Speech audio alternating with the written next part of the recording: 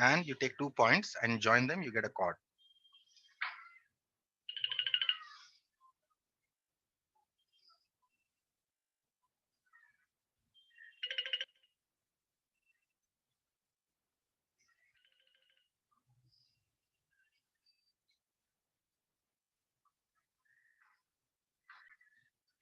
Take any 2 points and join this with the help of a straight line.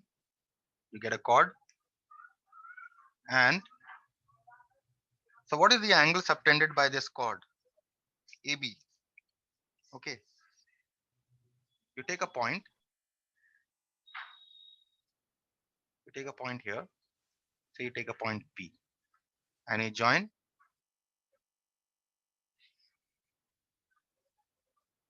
this. And you join this. Then APB, we say angle APB is the angle subtended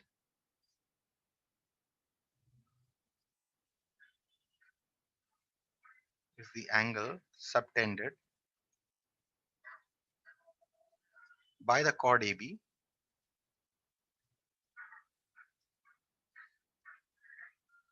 at P. Okay. And if you take another point, say R here,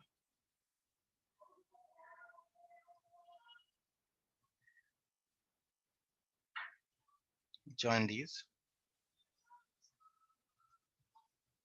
then you get another angle here. You get one angle here and you get another angle here, the one that I just discussed, the green one. So you get, we say angle ARB is the angle subtended by the chord AB at R. Okay, so these two are the angles subtended by the chord AB at P and the chord AB at R. Now what is P? See, P here is in the major segment. So we can also say angle E, it is the angle subtended in the major segment, not sector, in the major segment. Neither am I saying major arc. See that when I'm talking about chords, I'm talking about segments. So this angle ARB is the angle subtended in the minor segment. Okay. Remember this, whenever we are talking about angle subtended by a chord, we talk about segments. We don't talk about arcs. Okay. Or we don't talk about sectors. So when we are talking about chords, we are talking about segments. And when we are talking about arcs, here, as I said, we talk about angle subtended by major arc at the center. The minor arc at the center, and angle subtended by the same minor arc on the remaining part of the circle. Okay, so these two. Second, when we are talking about the major arc, we talk about the angle subtended by the major arc at the center, which is your this green angle here. Okay, and the angle subtended by the major arc on the remaining part of the circle. What is the remaining part of the circle? Angle subtended by this major arc on the remaining part. Now the remaining part becomes the minor part. So this blue angle we are talking about. Okay, so this is what you must remember. We'll be using this in class 10. We'll be using these concepts in class 10. Immediately, these concepts are not required. At that time, please do not confuse. Next, concentric circles. Concentric circles, I have defined concentric circles when I was doing mensuration only. Okay, two circles having the same center are called concentric circles.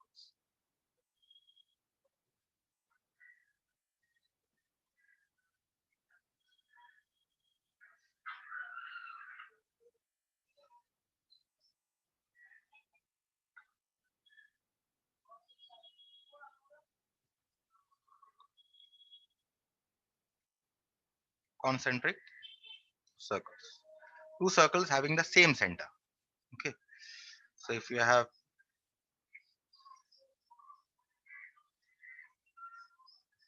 these two circles, if they have the same center, say this, then these two are concentric circles. This is the inner radii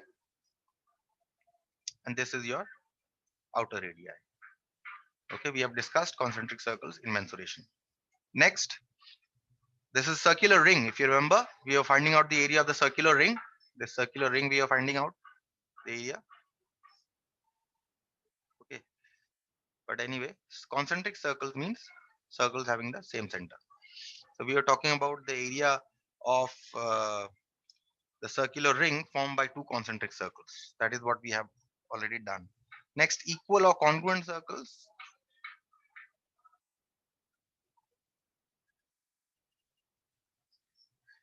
Equal or congruent circles. Two circles having the same radii are called equal or congruent circles. Having equal radii,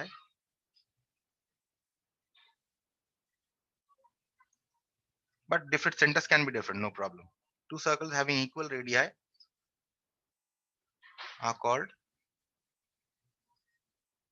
equal or concentric circles or congruent circles. Okay, so this is what this is about. So this, now we come to the chord properties of circles. Under chord properties, you have certain theorems. Chord properties of circles. Very, very important. Chord properties.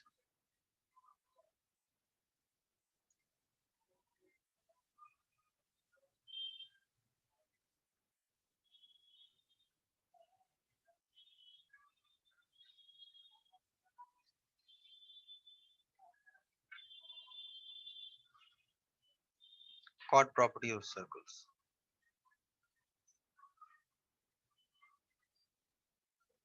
Under chord properties, we are going to discuss some theorems, which you will have to remember. Okay. The application. If not the statement, definitely the application. The first theorem, theorem number one. The statement of this theorem is that any straight line from the center of a circle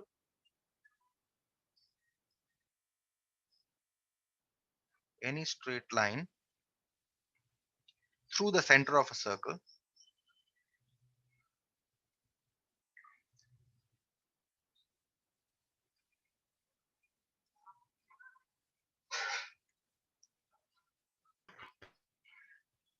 through the center of a circle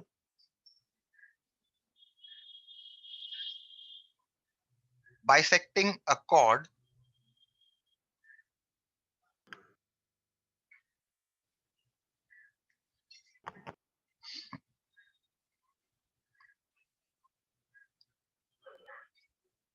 which is not the diameter, because diameter is also a kind of chord,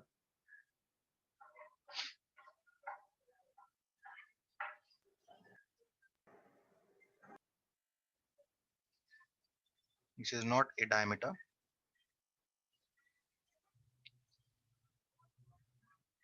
is perpendicular to the chord.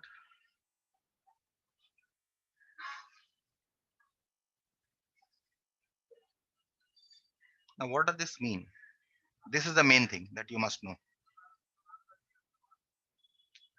You have circle and you have the center of the circle, say O. You take a chord, take 2 points A and B.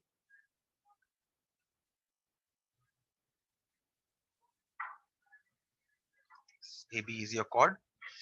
So from A, if you are drawing a line such that it bisects the chord, that is, you're drawing such a line that this part is always equal to this part.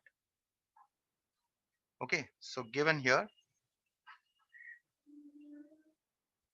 AB is any chord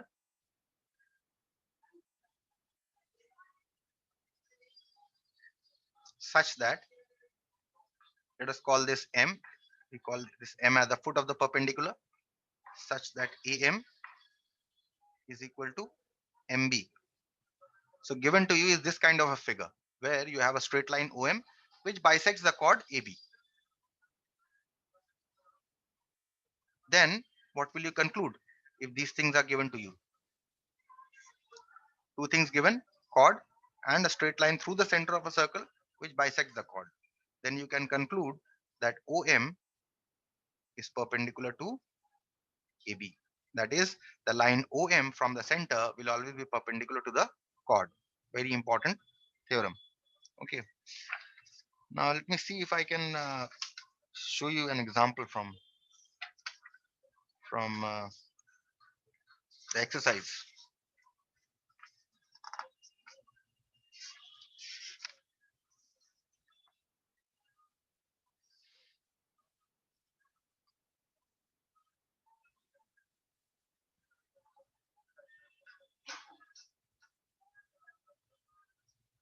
Okay, then I'll discuss it after one more theorem.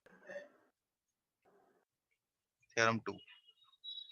Now theorem 2 is actually just the converse of theorem 1. Okay. Now theorem 2 states that if any perpendicular drawn to a chord of a circle will always bisect the chord. Any perpendicular from the any perpendicular line through the center. This perpendicular line should always pass through the center. Any perpendicular line through the center of a circle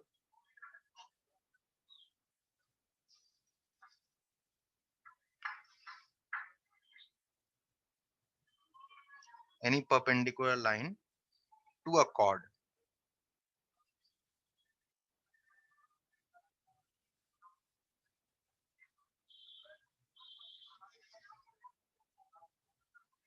any perpendicular line to a chord through the center of a circle will always bisect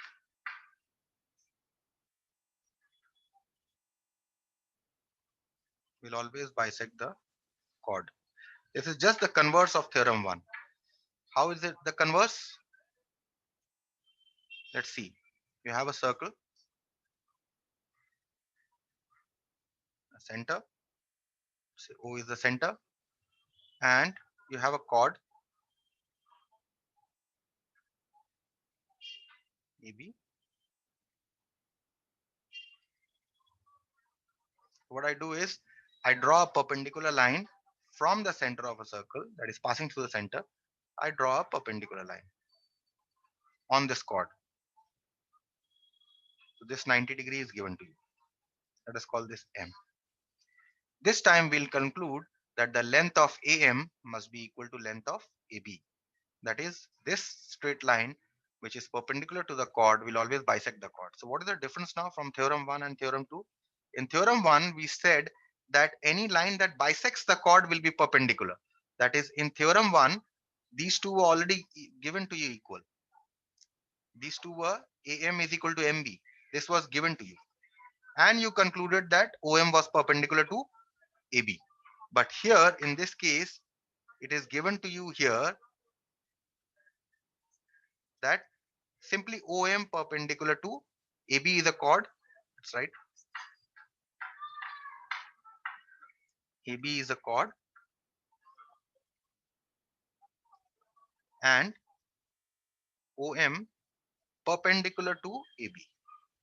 So in the last theorem, we were concluding that OM is perpendicular to AB. See, but in this theorem, it is already given to you that OM is perpendicular to AB, and we are concluding here that AM must be equal to MB. That is, OM bisects AB. That is the difference between first and the second. In fact, theorem 2 is just the converse of theorem 1. Okay, so this was the second theorem. Two are very, very important theorems whose applications we are going to do here. Let us do one application here in order to illustrate these two theorems. Problem. This problem is from your textbook. Question is, calculate. This is problem number 4 from your textbook. Okay. Calculate the length of a chord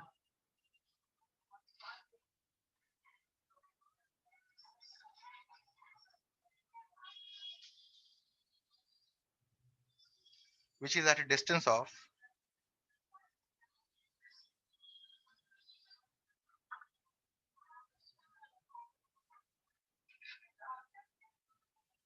which is at a distance 6 centimeter from the center of the circle, from the center of a circle of diameter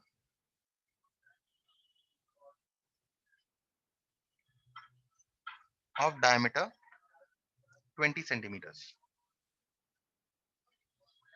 Okay. So you have how to solve this problem. First, let us draw the figure. Let's draw a circle, and you have a chord. Take 2 points, join them, you get a chord.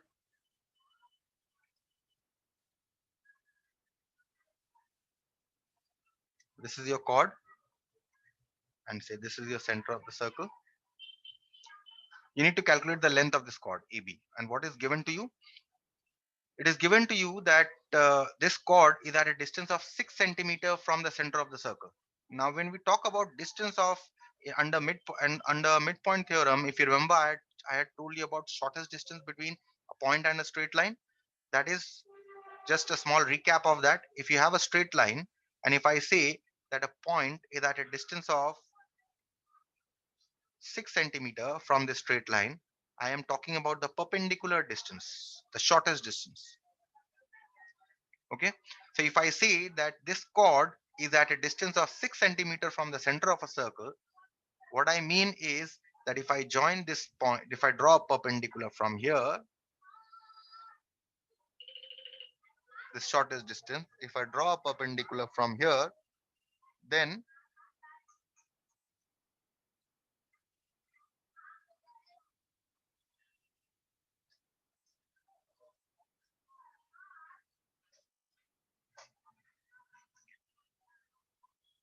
this angle is your 90-degree angle. Okay. So therefore, the distance of this point from this chord is 6 centimeter. Fine.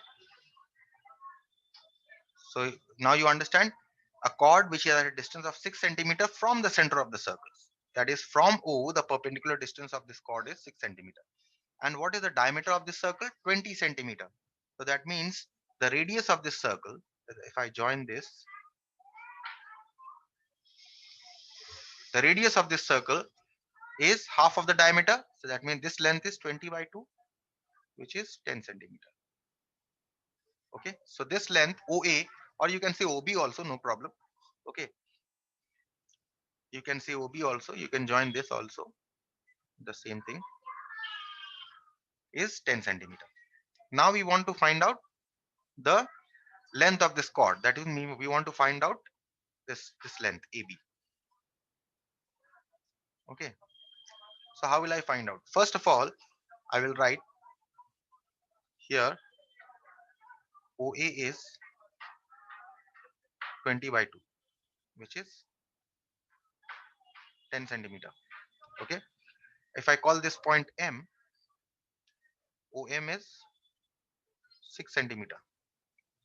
Okay. And this forms a right angle triangle, OMB.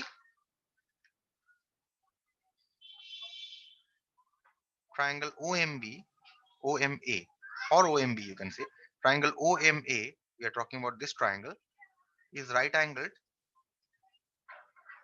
at M. So which one is the hypotenuse? That means OA is your hypotenuse. So therefore, in triangle OMA,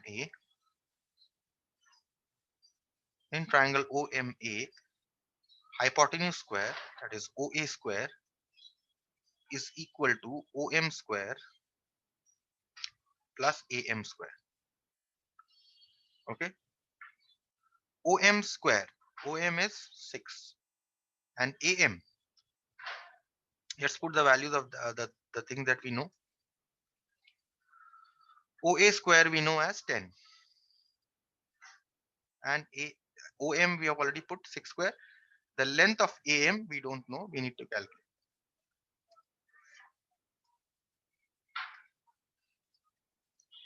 That means you can find AM square from here. AM square is 10 square minus 6 square, which is 100 minus 36, which is 64. Therefore, what is AM? AM is square root of 64, which is 8 centimeters, is the length of AM. So this part, this length, we have got 8 centimeters. Now you see that OM is perpendicular to AB. From this theorem, what can we say? From theorem number 2, if OM is perpendicular to AB, then we can say the length of this part and the length of this part are equal. So therefore, we can write from the second theorem, we can write AM, this length AM must be equal to MB, must be equal to 8. Why? Because you'll write this theorem, any straight line through the center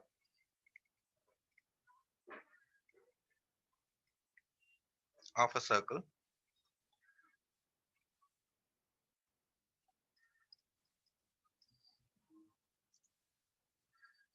which is perpendicular to a chord bisects the chord.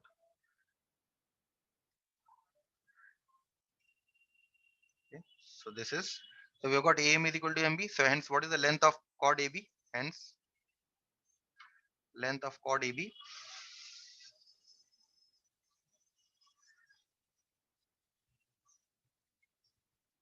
we have got this as 8 and we have got this as 8.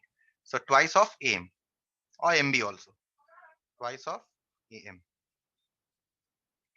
or twice of MB, 2 into 8, which is 16 centimeter.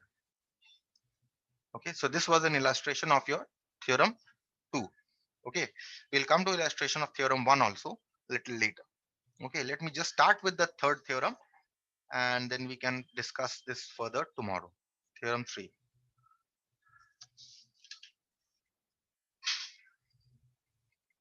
The third theorem is equal chords of a circle are equidistant from the center.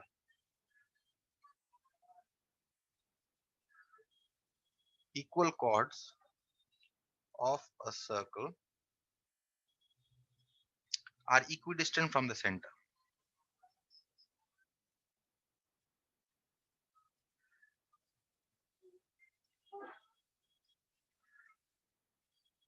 From the center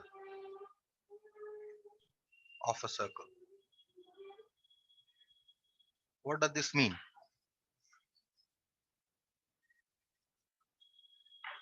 You have a circle, you take two chords. Let us take chord AB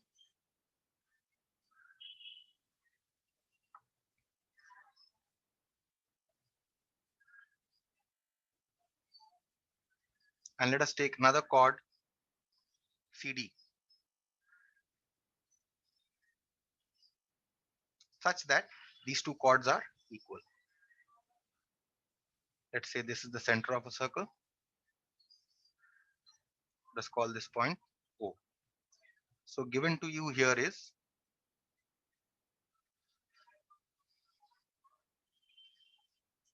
chord AB is equal to chord CD, or simply AB is equal to CD. If these two chords are given to be equal, then I can conclude that from O, if I draw any perpendicular line on these chords, if I draw any perpendicular line on these chords from O, let's call this M, and I draw another perpendicular line on this chord, okay, let us call this N, then these two will always be equal in length. That is, length of this will always be equal to length of this. So I can conclude here that OM must be equal to ON. That is what the theorem states. So given here that the chords are equal in length, the length of AB chord and the length of CD chord are equal, then I can say that OM will be equal to ON. And remember, these I'm talking about the perpendicular distance. Okay, so this is what this theorem means. Okay, so I'll continue tomorrow with the remaining theorems and one or two more illustrations.